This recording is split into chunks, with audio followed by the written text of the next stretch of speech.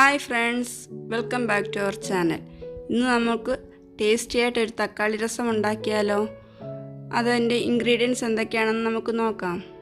നമുക്ക് തക്കാളി രസം ഉണ്ടാക്കുന്നതിന് വേണ്ടി 3 പഴുത്ത തക്കാളിയാണ് എടുത്തേക്കുന്നത്. മീഡിയം സൈസിലെ 3 പഴുത്ത തക്കാളി.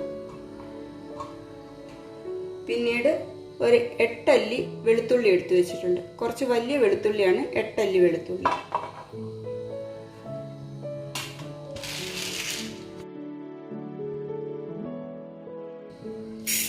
ഒരു ടേബിൾ സ്പൂൺ കുരുമുളകും കൂടെ വേണം. പിന്നെ നമുക്ക് ഇത്രയും ഒരു ചെറിയ കഷ്ണം പിഴുപുളിയും കൂടെ എടുത്തു വെച്ചിട്ടുണ്ട്. ഈ പുഴുപുളിക്കകത്ത് നമ്മൾ കുറച്ച് വെള്ളം ഒഴിച്ച് വെക്കുന്നുണ്ട്. കുറച്ച് കടുക് വേണം, കുറച്ച് മഞ്ഞൾപ്പൊടി വേണം, കുറച്ച് കറിവേപ്പിലയും കൂടെ വേണം.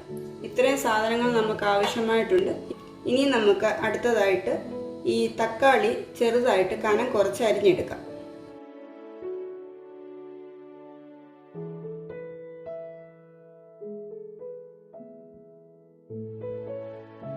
ഈ തക്കാളി മൊത്തം നമ്മൾ അരിഞ്ഞെടുത്ത് വെച്ചിട്ടുണ്ട്.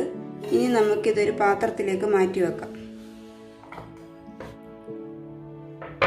തക്കാളി മൊത്തം അരിഞ്ഞെടുത്ത് വെച്ചിട്ടുണ്ട്. ഇത് ഏകദേശം ഒരു കപ്പോളം തക്കാളിയുണ്ട്. ഈ തക്കാളിക്കകത്തിലോട്ട് നമ്മൾ എടുത്ത് വെച്ചിരിക്കുന്ന മഞ്ഞൾപ്പൊടിയും കൂടെ ചേർത്ത് കൊടുക്കാം.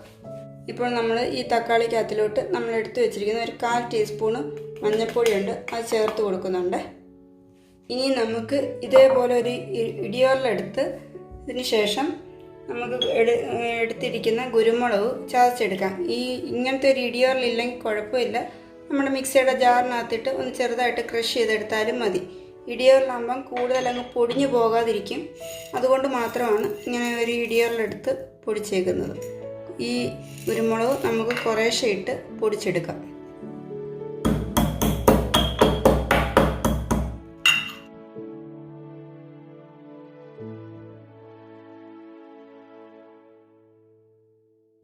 ഇപ്പോൾ നമ്മൾ കുരുമുളക് നന്നായിട്ട് പൊടിച്ചെടുത്തിട്ടുണ്ട്. നന്നായിട്ട് പൊടിച്ചെടുക്കുക എന്ന് പറഞ്ഞാൽ ഈ ഒരു പരുവത്തിലിരിക്കണം നമ്മുടെ കുരുമുളക്. ഒരുപാട് അങ്ങ് പൗഡർ പോലെ പൊടിഞ്ഞു പോകാതെ ചെറുതായിട്ടൊന്ന് പൊടിച്ചെടുക്കണം.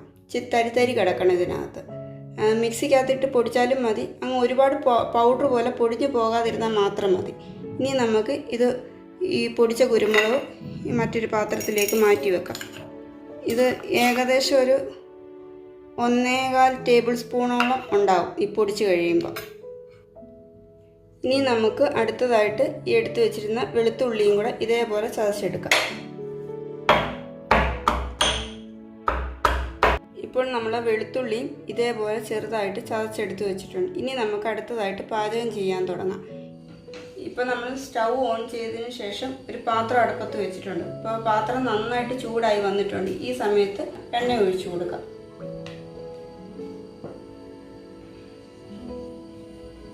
എണ്ണ ഒന്ന് ചൂടായി വരുന്ന സമയത്ത് നമുക്ക് എടുത്തു വെച്ചിരിക്കുന്ന കടുക് ഇട്ട് കൊടുക്കാം. കടുക് നിർബന്ധമില്ല, പക്ഷെ ഞാനിപ്പോൾ കടുക് ഇതിനകത്തിലേക്ക് ചേർത്ത് കൊടുക്കുന്നുണ്ട്.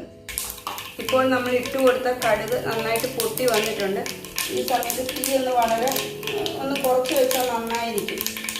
ഇനി നമുക്ക് പൊട്ടി വന്നതിന് ശേഷം തക്കാളിയും മഞ്ഞൾപ്പൊടിയും കൂടെയുള്ള ഇത് ഇട്ട് കൊടുക്കാം.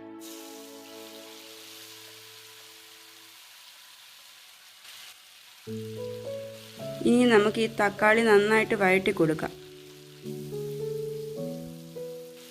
ഇപ്പോൾ നമ്മുടെ തക്കാളി വഴണ്ട് നന്നായിട്ട് തക്കാളിയൊക്കെ ഉടഞ്ഞ് നന്നായിട്ട് വന്നിട്ടുണ്ട്. ഈ ഒരു സമയത്ത് നമുക്ക് ബാക്കിയുള്ള ഇൻഗ്രീഡിയൻസ് ചേർത്ത് കൊടുക്കാം. നമ്മൾ ചതച്ച് വെച്ചിരിക്കുന്ന കുരുമുളക് ഇട്ട് കൊടുക്കുകയാണ്. അത് ഒന്ന് നന്നായിട്ട് ഇളക്കി കൊടുക്കണം. നമ്മൾ ചതച്ച് വെച്ചിരുന്ന വെളുത്തുള്ളിയും കൂടെ അതിനകത്ത് മിക്സ് ചെയ്ത് കൊടുക്കുകയാണ്. ഇട്ട് കൊടുത്ത് നന്നായിട്ട് നമുക്ക് ഇളക്കിയെടുക്കാം. നമ്മളിപ്പോൾ ചേർത്ത് കൊടുത്തതിൻ്റെ പച്ചമണം മാറുന്നിടം വരെ നന്നായിട്ട് ഇളക്കി കൊടുക്കാം. ഇതേപോലെ ഇപ്പം നമ്മൾ ചേർത്തതിന് ഒന്ന് ഇളക്കി കൊടുത്ത് കഴിയുമ്പോഴത്തേക്ക് നമുക്ക് നല്ല സ്മെല്ല് വരുന്നുണ്ട് കേട്ടോ. ഇതേപോലെ നമ്മുടെ തക്കാളിയും എല്ലാം നന്നായിട്ട് വഴണ്ട് നല്ല സ്മൂത്തായിട്ട് വരണം. ഇതൊരു 2 മിനിറ്റ് ഇങ്ങനെ കിടന്ന് ആയി വരട്ടെ.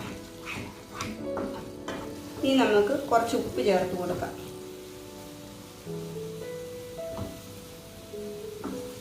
ഉപ്പും കൂടെ ചേർത്ത് കൊടുത്ത് നമുക്ക് നന്നായിട്ടൊന്ന് വഴറ്റിയെടുക്കാം. ഇപ്പം നന്നായിട്ട് എല്ലാത്തിൻ്റെയും പച്ചമണം മാറി വന്നിട്ടുണ്ട്. ഈ സമയത്ത് നമുക്ക് ഒരു നുള്ള് കായപ്പൊടി ഒന്ന് ചേർത്ത് കൊടുക്കാം. ഒരു നുള്ളേ ഇടുന്നുള്ളു. ഇത്രയും കായപ്പൊടി നമുക്ക് ചേർത്ത് കൊടുക്കാം.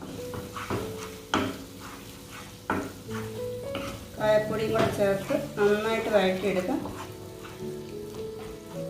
ഇത് ഒരു 2 മിനിറ്റ് ഇങ്ങനെ ഇരിക്കട്ടെ. ഈ സമയം കൊണ്ട് നമുക്ക് നമ്മുടെ പുളി വെള്ളത്തിൽ ഇട്ടിട്ടുണ്ടായിരുന്നല്ലോ, അതൊന്ന് പിഴിഞ്ഞെടുക്കാം. ഇപ്പം നമുക്കിനി ഈ പുളി ഒന്ന് കൈ കൊണ്ടൊന്ന് ഉടച്ച് ഇതിൻ്റെ കൊന്ത് മാറ്റിയിട്ട് വെള്ളം മാത്രം എടുക്കാം. ഇപ്പം നമ്മുടെ തക്കാളിയുടെ എണ്ണയൊക്കെ തെളിഞ്ഞ് നന്നായിട്ട് വന്നിട്ടുണ്ട്. ഈ സമയത്ത് നമുക്ക് ഈ പുളി വെള്ളവും കൂടെ ചേർത്ത് കൊടുക്കാം.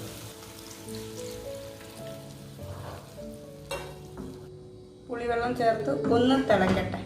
തിളച്ചതിന് ശേഷം നമുക്ക് ആവശ്യത്തിനുള്ള വെള്ളം ഇതിനകത്തിലേക്ക് ചേർത്ത് കൊടുക്കാം. പുളി വെള്ളം ചേർത്ത് നന്നായിട്ട് തിളച്ച് വന്നിട്ടുണ്ട്. ഇപ്പം ഈ സമയത്ത് നമ്മളൊരു അരക്കപ്പ് വെള്ളം, അരക്കപ്പ് മുതൽ 1 കപ്പ് വെള്ളം വരെ അതിലേക്ക് ചേർത്ത് നന്നായിട്ട് തിളപ്പിച്ചെടുക്കാം. ഞാനിപ്പോൾ ചൂടുവെള്ളമാണ് ഒഴിച്ചത്. ഈ സമയത്ത് നമുക്ക് ഉപ്പൊക്കെ നോക്കാവുന്നതാണ്. ഇപ്പം ഉപ്പിൻ്റെ ഒരു ചെറിയ കുറവുണ്ട്. അത് കാരണം ഞാൻ ഇച്ചിരി ഉപ്പും കൂടെ ചേർത്ത് കൊടുക്കുന്നുണ്ട്. ഇപ്പോൾ നമ്മുടെ രസം നന്നായിട്ട് തിളച്ച് വരുന്നുണ്ട്, ചെറിയതായിട്ട് തിളച്ച് വരുന്നുണ്ട്. ഇപ്പം തന്നെ നല്ല മണം വന്നിട്ടുണ്ട് രസത്തിൻ്റെയൊക്കെ. നിങ്ങൾക്ക് കാണാൻ സാധിക്കുന്നുണ്ടായിരിക്കും നല്ലപോലെ തിള വരുന്നത്. ഇനി നമുക്ക് 1 മിനിറ്റിനുള്ളിൽ തന്നെ തീ ഓഫ് ചെയ്യാം. ഈ സമയത്ത് ഞാൻ കുറച്ച് കറിവേപ്പില ഇട്ട് കൊടുക്കുന്നുണ്ട്.